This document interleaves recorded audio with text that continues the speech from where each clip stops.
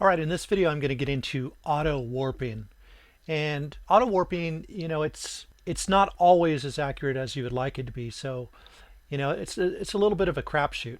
But if you want to set up it and let Ableton try to auto warp, what you can do is come into your live preferences,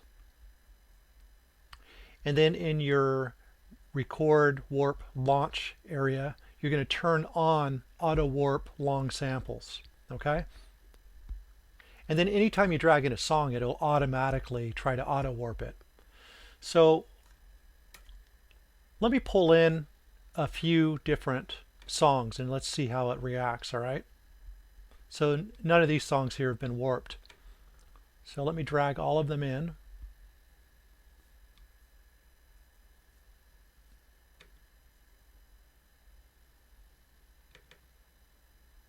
And it's going through and trying to figure it out.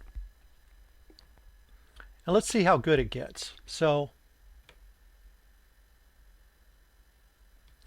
this looks pretty accurate. I'm fairly impressed with this. And in older versions of Ableton, the auto warping is probably not quite as accurate.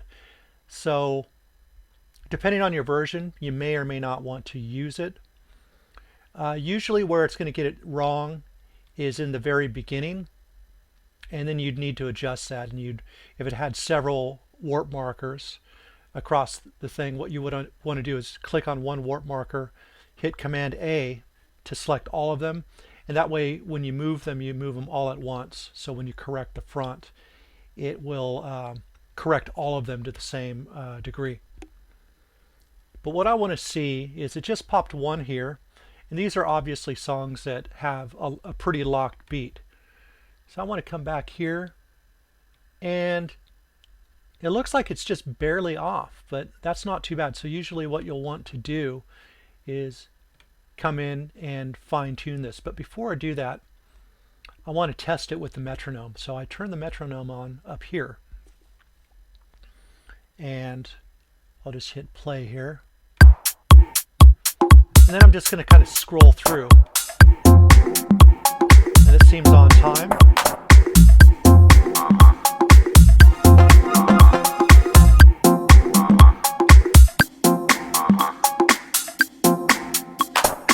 Okay, so it all seems like it's locked into place pretty well. So what I'm going to do is just fine tune this just by setting another warp marker at the end. And that's it. That song is ready to go using auto warping. Now let's take a look at the next songs and see if we had as much luck. This one here, it looks like it grabbed the beginning file pretty well. So I'll do the same thing. Let me just scroll through here.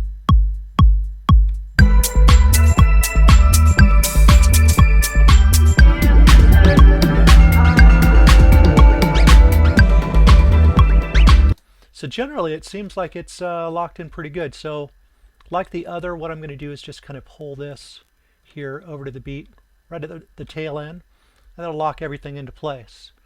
And then let me check this last one here. And here we go. We've got a situation where it put the warp marker way before the beginning of the beat. So in that case, what I'll want to do is just double click here on my first beat here, and right click on it, hit set to 1, and then I'm going to get rid of this here because that'll actually work itself into mathematical equations and all that type of stuff. Okay, and then I'll just go ahead and play it through. Pretty accurate so far.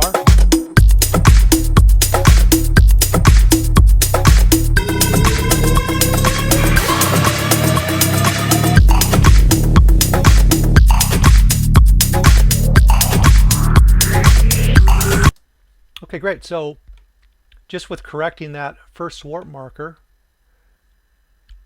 now I'll just lock this last beat here right into place. And they're good to go. So now what you want to do is you want to save all of these.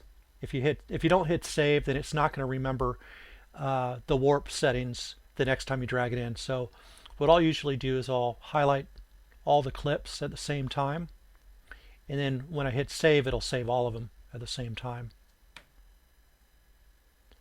So that's the basics of auto warping.